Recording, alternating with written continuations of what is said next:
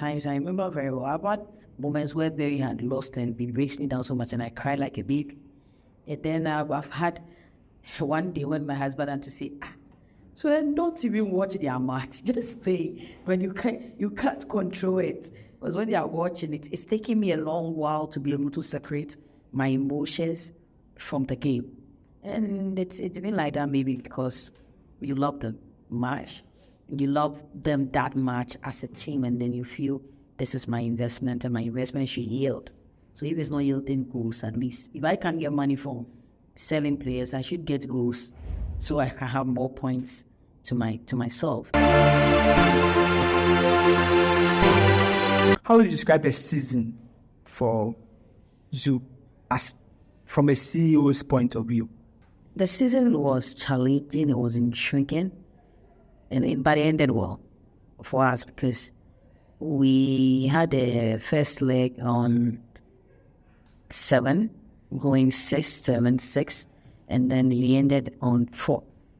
So it wasn't a very good first leg, but then it ended well. Yeah. Okay. I want to know how you grew up, and I'm asking that because, interest in sports, not often that you get people just grow up and just love football. Most of the time, they love it whilst they were growing up. Yeah. So what kind of childhood did you have that influenced you to have this strong interest in what you're doing? All right, I had a normal childhood just like any other. I'm the only girl among 2 boys, so obvious. I have never played and played before. The only game that I saw my brothers play was football. So I had no choice. I had to join them in the game that they were playing. And then again, growing up, I remember very well, my dad loved football so much. My dad he is late, so he was a Kotoko fan. And then the only other thing that took his interest was the Dell team. So those times when the Dell people come to play Koforidua was their home. When they come to play Koforidua, Kotoko is playing them. I could see the enthusiasm in my dad, and when Kotoko lose and they lost any match, my dad would not eat that day. And that was how deep it was for him. So when he being the first girl and then the first child, obviously you go to the park with you because you'll be disturbing him if you want to be with him and all that. So my interest in football grew from that angle. And then I think I decided to play right from, I'm naturally a sports person. So I had done athletics before when I was growing up, and then in the university I played at Kent University for the Indy school. You played? I played football. Active football? I didn't just play active football. I ended up even being the, the head captain. I see. Yeah. Okay, so were you playing it casually, or you wanted to be a pro out of it? Never did I look at it from the perspective of pro. For me, it was about keeping fit. And like I said, I'm a sports person. So I played badminton when I was on campus. I was playing hockey. I was playing handball. So it was just a point of doing sports to keep fit. So the time a lot of people, I have just 2 love on earth in terms of things that excited me those times, right? Growing up. If it wasn't politics, then it was sports. And then with the sports, you would do anything. But then within this whole, as far as you were a footballer at that time, you ended up playing hockey, which is very close to football, which a lot of people don't know. And then you play handball, because if you're a good footballer, you can be a very good handball player. I'm going to ask you this question. At your time, football, especially women football, hadn't grown to what it is today. That it's very normal for ladies to show up and say, I want to play football. At your time, it was not that popular, I would say. Did you face any objections like wanting to play football, like being the only lady among maybe boys who wants to play and all those things? No way. I don't know why, but it looked like I grew in a home where it was more, there was nothing patriarchal about the play with my brothers. My daddy never shouted on me for playing with my brothers. Maybe because I was good at it. Maybe because after the football, I was still doing my chores as a young little girl, and I was also still learning as I should. So my parents never had issues with me playing the football. One of the things I had never rather done is to play a video game. I don't know why. But then for the football, they always allowed me. It's rather video game I was never allowed to play. Maybe because they saw some concentration from my brothers too much on it. And then because it's an indoor game, it can take any time of yours away. So for that one, yes, I wasn't allowed to. But for the football, I never received any backlash from my friends, from all the people that I knew. I think you grew up in a home that a lot of ladies would wish to have, especially those that wanted to go pro with. Because there are people that they have to come and pound for food before. Right. So would you say that at that time, maybe you did not see a lot of people, a lot of ladies going pro? That is why maybe you were not influenced to take it. Because a lot of things were in your favor if you wanted to. Yeah. But those were times where Brazil had Martha playing. Those were times where America had a lot of women playing, and I knew I could have access to travel if I wanted to. So really, mine wasn't a point of, but I think I just never saw it as a career. It was just a point of worry from, because I remember very well, my backbone Ben is an Arsenal fan. So at one point, my old man wanted to take him on to the Arsenal Academy because the boy loved so much. He loved football so much that he would even stop learning to go and play. But I was more of the academics person, and then this was like my fun time. So it was more of a fun pass, and then it goes off like that. So I had never in my life thought of playing a pro. So there was, in terms of your sporting career, there was a break. Yeah, if I had a career in it, but I didn't have a career in it. Yeah, okay, so this is... my fun pass, yeah. Yeah, that venture, there was a break. So my break was rather from football. I used to do some of the sports, but then obvious, as I grew up and you take on career, you're trying to survive on the street and other things, there is no way you can blend the football. So you have to let go some of them. And then, they will have some few people playing the Saturday and Sunday games, but not for women. So I just have to drop in and maybe do more women-excited stuff. So then I still once in a while will do the hockey. I will do badminton because that's much more easier. Okay, so there was a break. Yeah, there was a... How long was the break? And did you miss... I have still not played football again. I don't miss playing. I just miss watching people play. So I'm part of administration of it. So I always see people play. Yeah, so the break... Yeah. The break, how long did it take? And at what point did you say, let me come back? So I would say I never really had a break really, because that's what happened. Right from the university, a marketing company, Reflect, collaborated with Protons. Those times, the now GFA president was the Galca president. He had a company called Protons. Now we collaborated with him to do the Samekofo's testimonial match.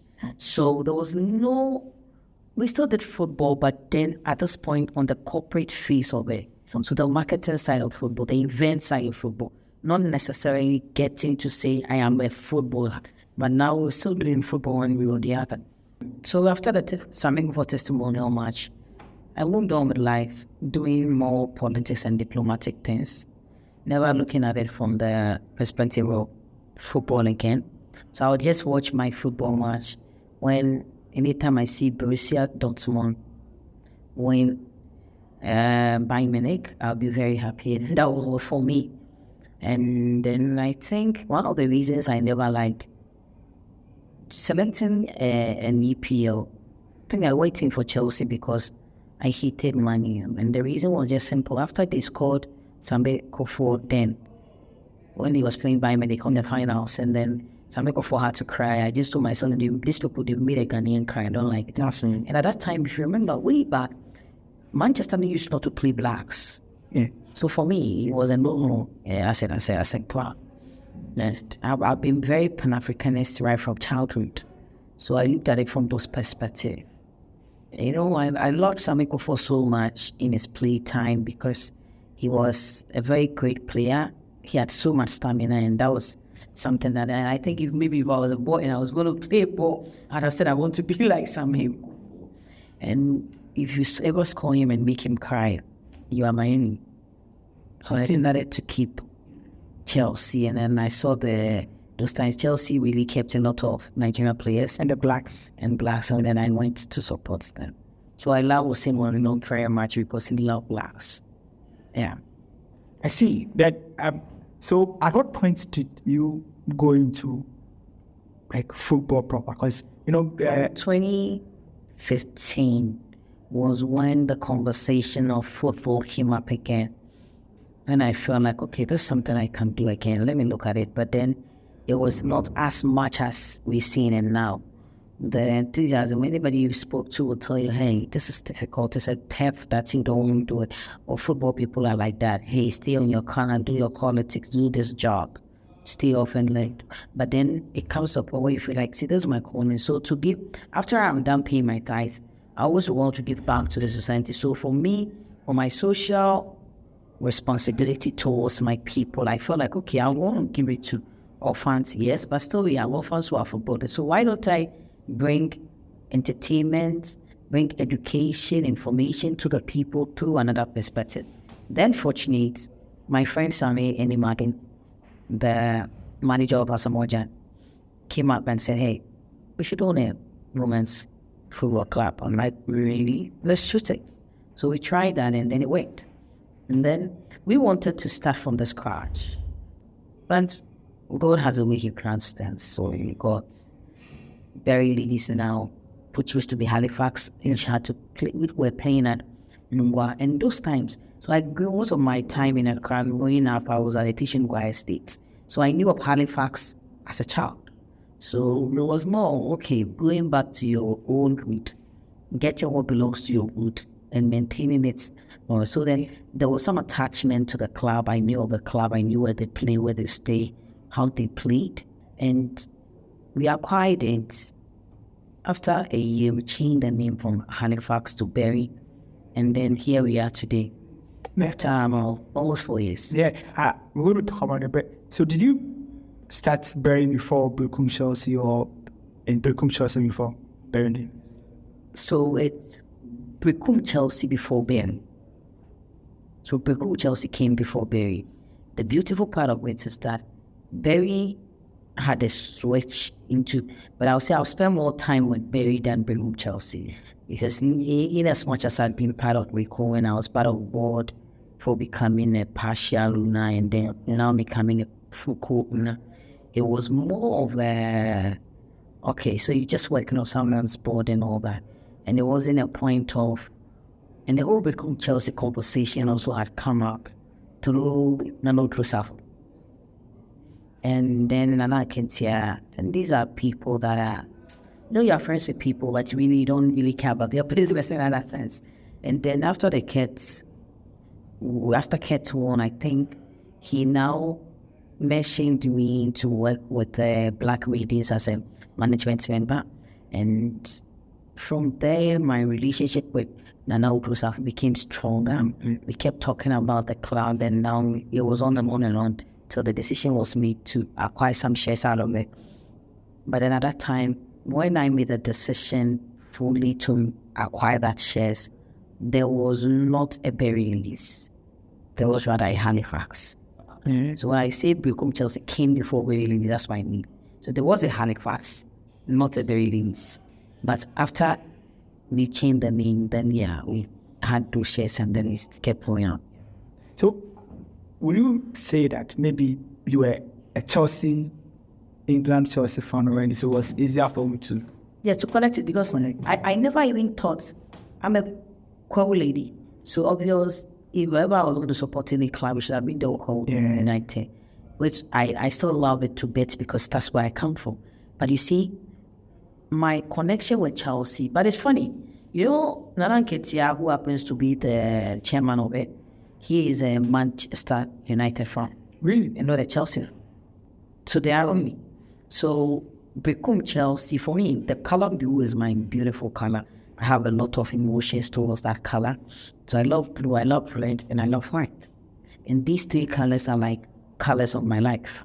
Now, Berekum Chelsea's color is blue.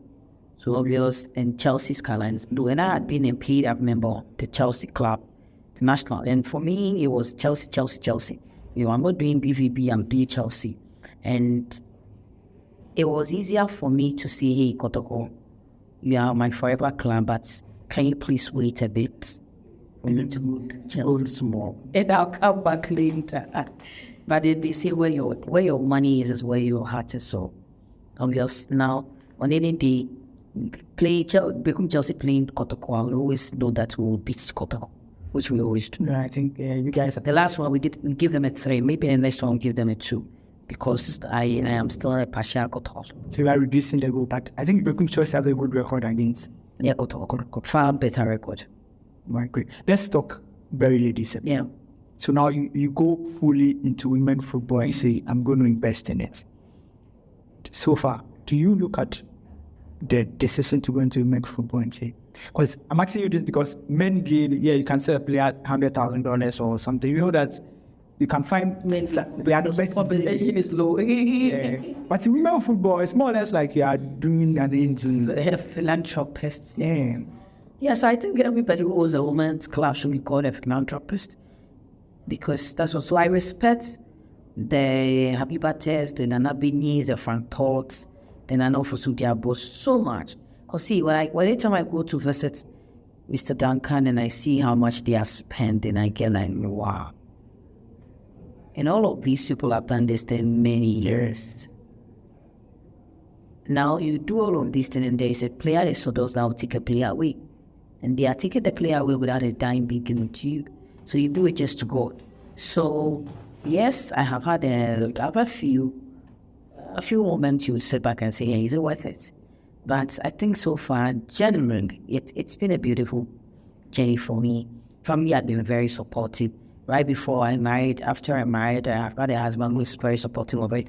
I've had brothers and family that have been so supportive of it. And then that's how it's been for us, yeah. So there are moments you wake up and say, this thing crowd that I'm doing. Many moments. There are moments where you know that your player is being sold, and later you find out that it was people that you trusted around you that tried to sell the player without even knowledge, not even respecting how much you had invested in the game. So these things sometimes breaks the heart. It breaks you down. It makes you think about it. But hey, you got to do what you got to do. So moments like that, what brings you back?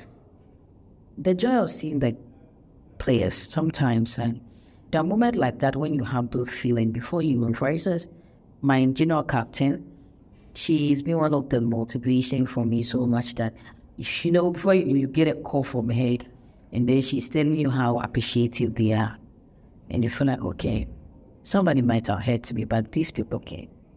So, and we bonded. We are not just a club. That's why. So I don't look at dominancy or who really made club in the company. I look at who is building a relationship and friendship for people, who is giving people hope.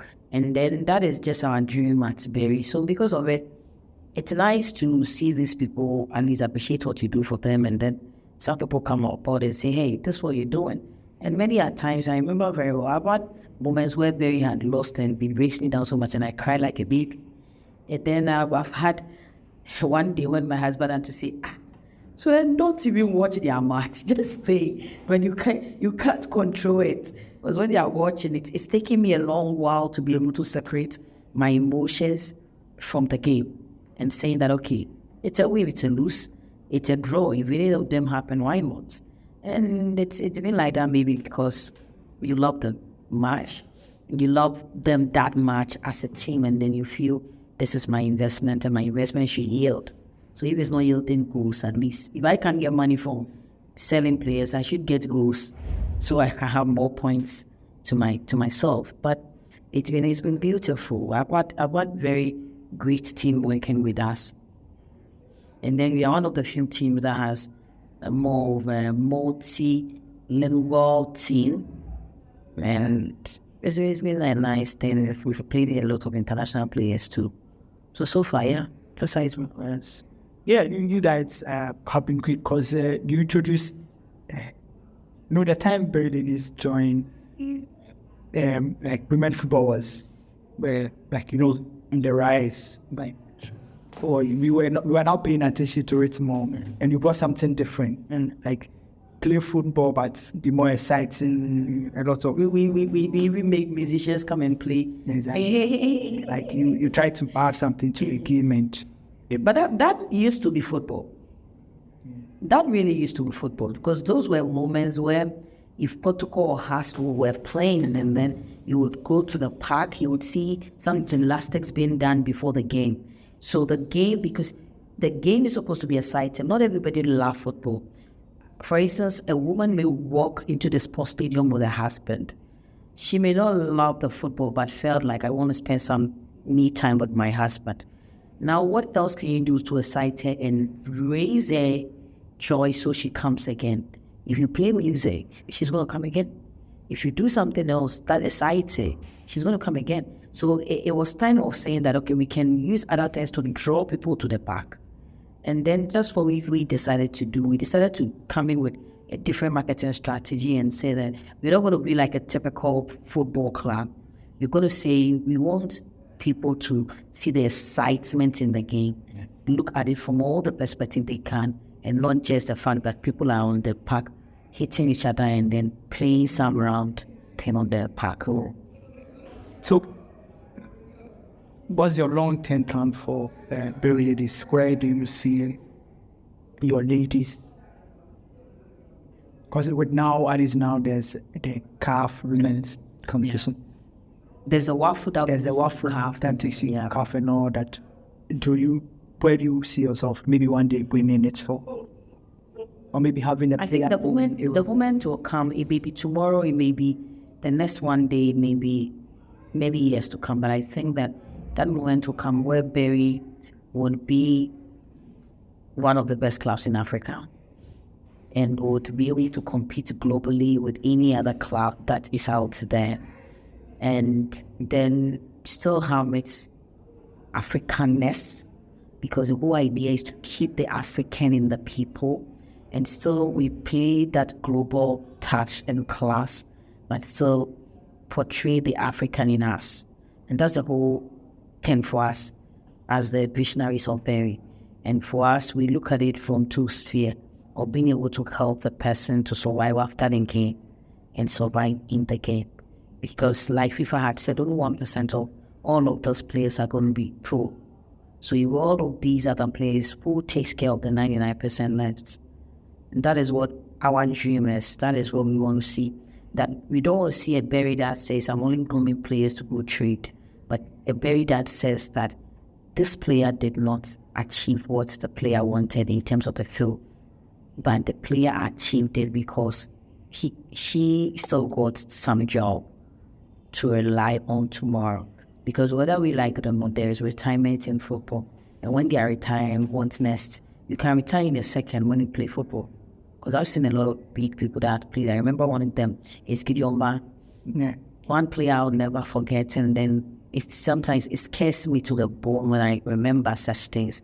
That Gideon was one of the finest. Yeah. He won the MTN and I took someone, and then he was injured. Well, where's Gideon?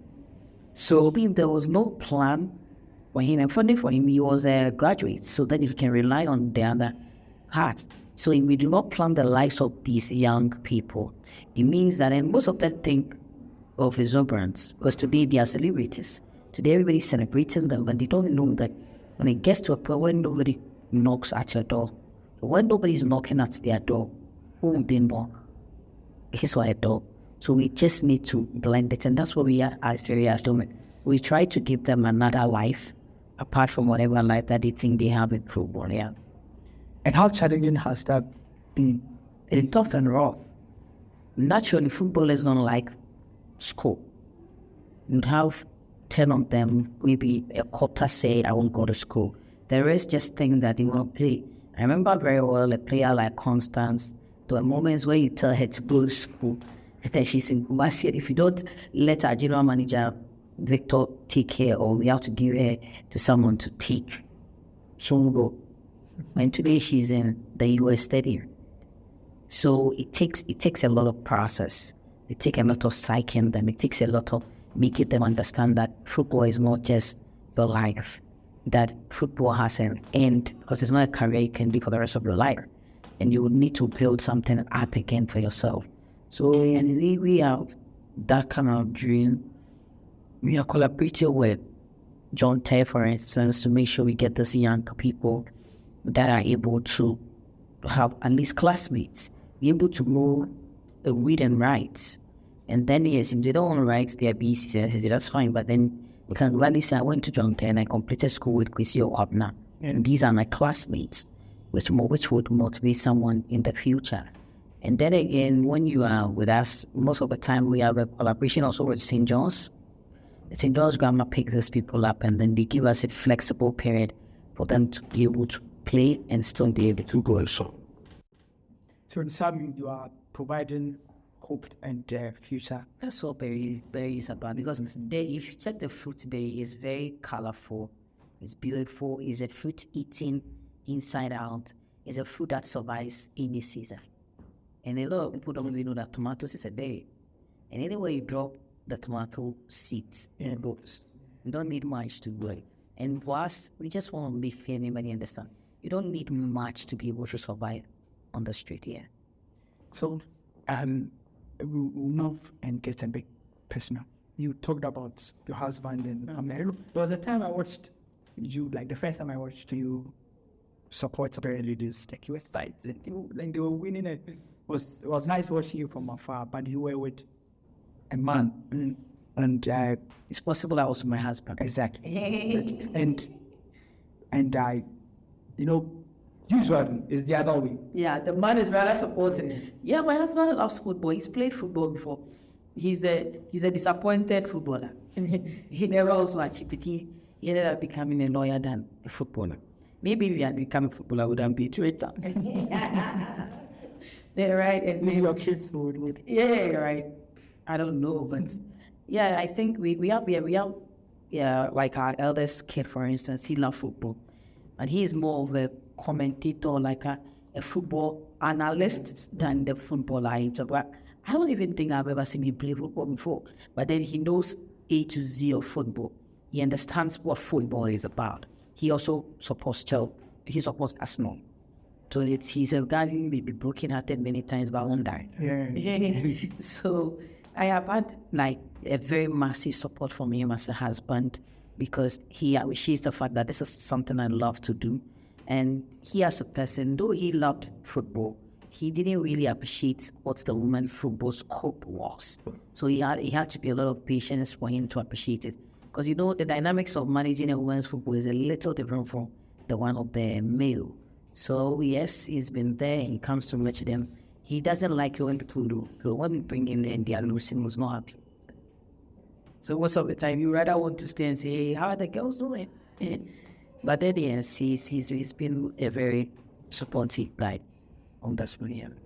So, how important is it? And I'm asking this because there may be a lot of ladies that would want to take football, like, passionately onto clubs. It's not easy. Not often you get a lot of people invest in that way.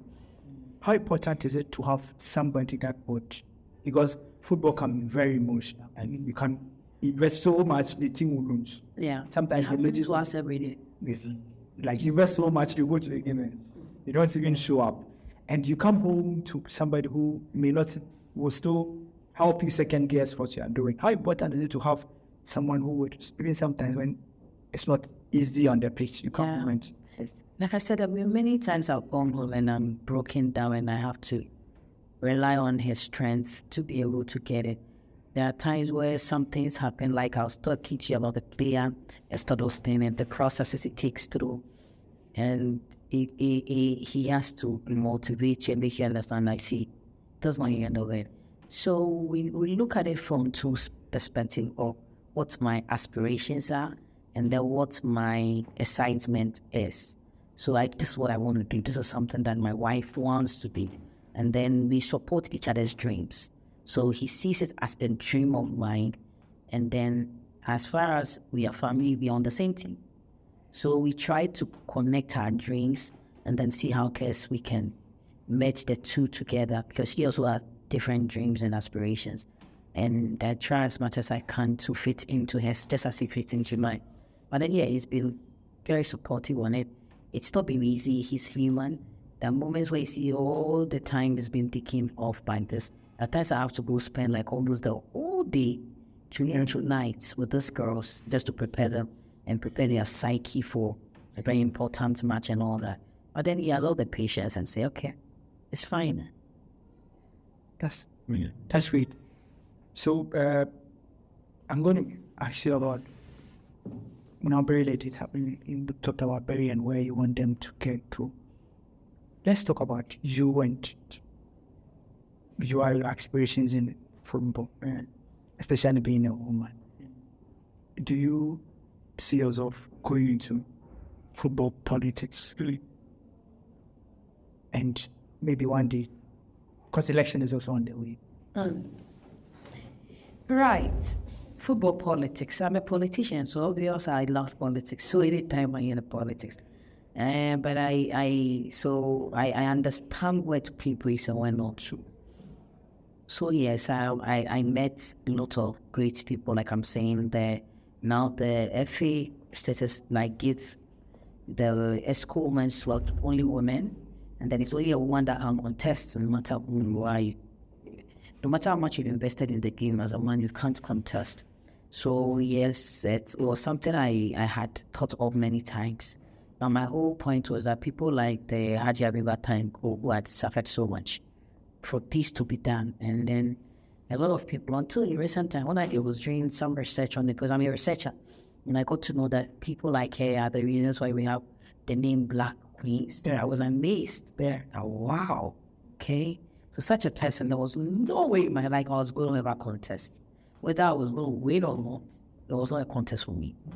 So if she is not contesting, then I am contesting. Okay. So anytime I eat up and say, okay, she's not contesting, wow, then I'm fully contested. Because you maybe people like Mr. Duncan, people like Nana B, Nana Sujabo, were there, they had to. Then I was going to release it and say, hey, please, this man should, because they spend so much on the game and all that.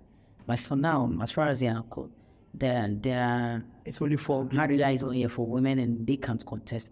I think that I will want to contest, yes. Okay, so if GFA opens the slots. So if Hadja is not coming, we should see you on. If Hadja is not coming, which I think I am about many percent sure she won't contest again, then yes. I see. Unless I'm disqualified. And for me, for the love of the system, I always would let go, yeah.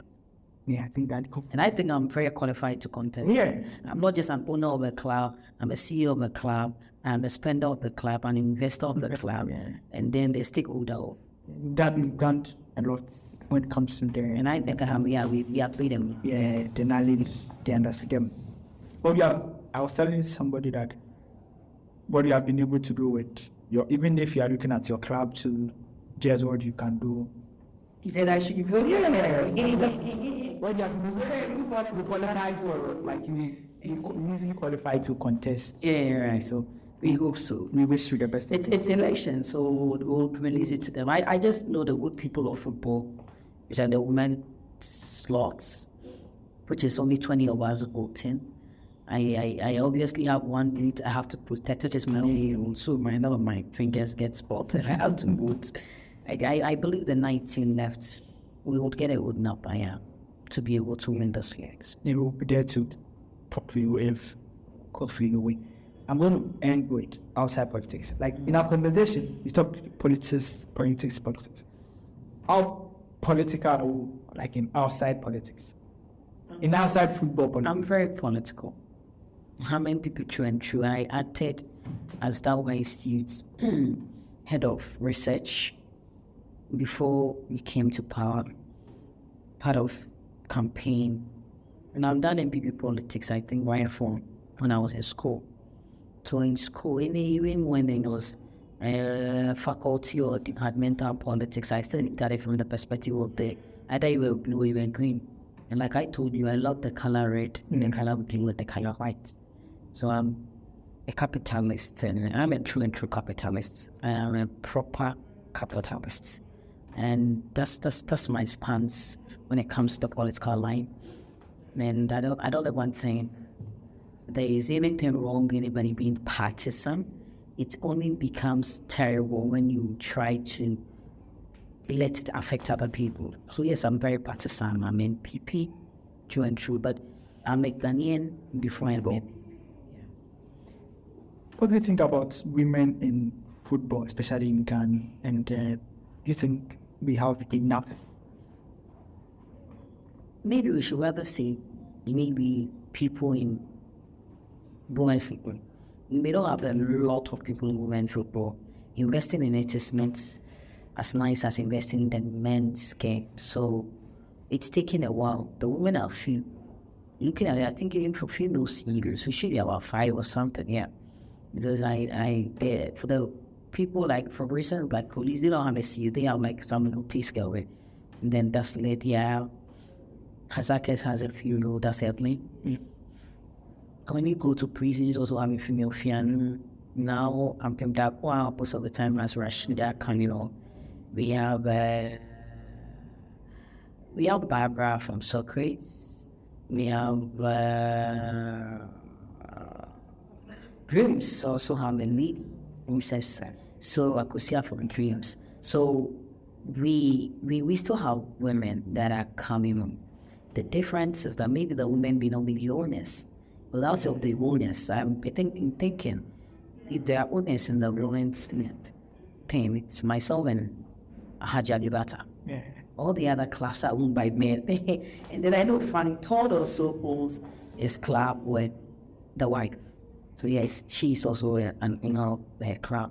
So like yes, one Tiachua, myself, Haja Libata are the owners of clubs, which is not good enough. Maybe we have to get more women getting interested and saying that this is our game. But I tell people, I don't fault people who don't love football because it's another sport. And people have the right not to love any sports because they may also love something I don't also like. So yes, people, maybe we should develop the interest of people on the administrative side and make them understand what football administration means and not necessarily say, hey, come and love the sport because we love it. So we are wrapping up. And I love to ask people's life principle and like what keeps you going, a lot of people, when we see people in high authorities, people that we wish to be like them, being most of the times feel it's been so easy for them, they've had it easy to where they are. I'm sure you face some few challenges. Would you mind sharing some of them with us and how would you be able to move to the top, especially in politics and all that? Challenges has just been, it's something that's rather opens us to our opportunity. So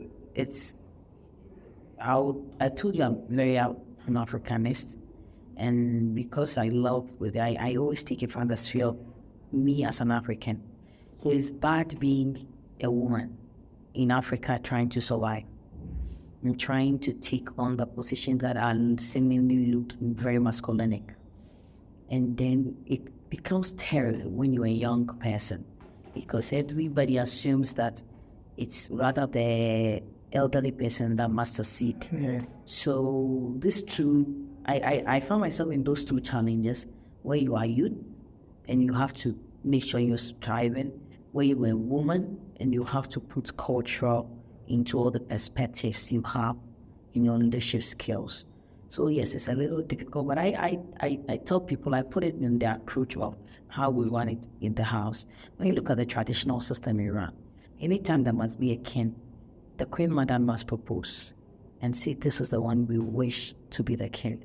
But the Queen Mother would have to succumb to the king when the king becomes king.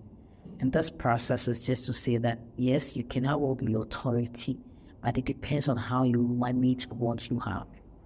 So you can decide to have all the strength out there, but how do you manage it?